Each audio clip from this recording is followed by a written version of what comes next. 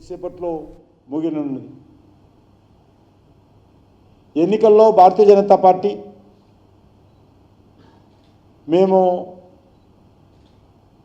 ఓటర్లను వ్యక్తిగతంగా కలిసేటువంటి కార్యక్రమానికే ఎక్కువ ప్రాధాన్యత ఇచ్చాము. నేను రాష్ట్ర అధ్యక్షుడిని, కేంద్ర మంత్రి అయినా కూడా 10 మంది 20 మంది ఉండేటువంటి ఓటర్ల దగ్గర కూడా వెళ్ళేటువంటి ప్రయత్నము మా పార్టీ కార్యకర్తలు రూపకల్పన చేస్తే నేను వెళ్ళాను.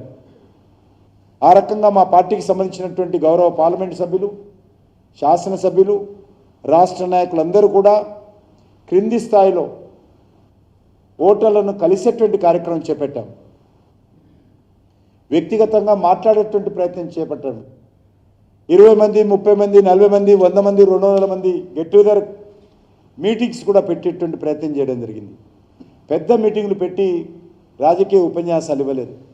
ఎక్కడైతే వెళ్ళామో వాళ్ళ సమస్యల మీద భారతీయ జనతా పార్టీ ఏం చేస్తుంది, రాష్ట్ర ప్రభుత్వం ఏ రకంగా మీకు హామీ ఇచ్చింది, కాంగ్రెస్ పార్టీ ప్రభుత్వం ఏ రకంగా వైఫల్యం చెందింది, చట్టసభల్లో ఈరోజు మరి ఏ రకంగా మరి ఈ యొక్క ఆయా వర్గాలు, అది టీచర్స్ కాన్స్టిట్యున్సీ అయితే టీచర్ సమస్యలు, గ్రాడ్యుయేట్స్ కాన్స్టిట్యున్సీ అయితే నిరుద్యోగులు, పట్టభద్రులు, అదేవిధంగా ఉద్యోగస్తుల యొక్క సమస్యలు ఎవరైతే వినిపించగలుగుతారో అని ఆలోచన చేయాలని చెప్పి ఓటర్లకు మేము కోరడం జరిగింది.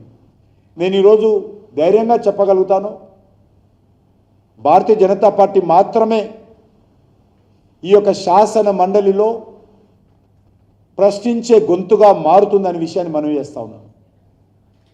ఈ వర్గాలకు సంబంధించినటువంటి గుండె చప్పుడు భారతీయ జనతా పార్టీ మాత్రమే వినిపిస్తుంది. భారతీయ జనతా పార్టీ మాత్రమే ప్రభుత్వాన్ని నిలదీస్తుంది.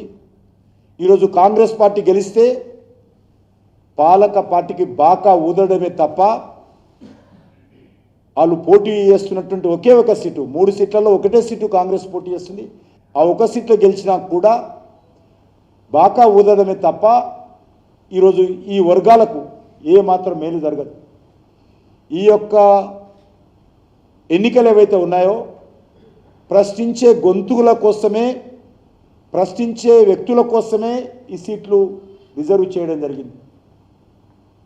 జనరల్ ఎమ్మెల్యే సీట్లు కావు, ఇది గ్రాడ్యుయేట్స్ కాన్స్టిట్యున్సీ నుంచి. అంటే గ్రాడ్యుయేట్స్ సంబంధించినటువంటి సమస్యలు శాసన మండలిలో ప్రశ్నించాలనే ఆ రోజు రాజ్యాంగ నిర్మాతలు, చట్టసభలకు రూపకల్పన చేసినటువంటి వాళ్ళు వీళ్ళకు ప్రత్యేకమైనటువంటి ఓటు హక్కు కల్పించారు. పట్టభద్రులు అంటే ఉద్యోగస్తులు, నిరుద్యోగులు, విద్యావంతులు, మేధావుల సమస్యలు లేవనెత్తాలి కాబట్టే వీళ్ళకు ప్రత్యేకమైనటువంటి హక్కు కల్పించారు 2 సెక్టార్స్కు. కాబట్టి నేను పట్టభద్రులను, ఉద్యోగస్తులను, ఉపాధ్యాయులను కోరుతా ఉన్నాను, ఎవరినో ఒకరిని ఎన్నుకుంటే లాభం లేదు. ఈరోజు శాసన మండలిలో ప్రశ్నించే గొంతులు లేవు. శాసన మండలిలో ప్రభుత్వాన్ని నిలదీయాల్సినటువంటి అవసరం ఉంది. ఆయా వర్గాల సమస్యలు లేవనెత్తాల్సినటువంటి అవసరం ఉంది. లేవనెత్తే సత్తా ఏకైక పార్టీ ఈరోజు తెలంగాణలో భారతీయ జనతా పార్టీ. భారతీయ జనతా పార్టీ మాత్రమే 3 స్థానాలకు పోటీ చేస్తుంది. కాంగ్రెస్ పార్టీ కూడా 3 స్థానాలు ఉంటే ఒకటే స్థానానికి పోటీ చేస్తుంది.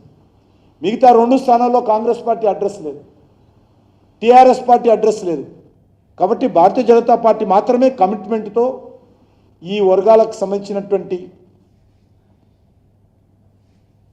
వారికి అండగా నిలబడాలని, వాళ్ళ సమస్యలు లేవనెత్తాలని, వాళ్ళ సమస్యల పరిష్కారం కోసం చొరవ చూపాలని, వాళ్ళ సమస్యల పరిష్కారం కోసం పోరాటం చేయాలని కమిట్మెంట్తో భారతీయ జనతా పార్టీ మాత్రమే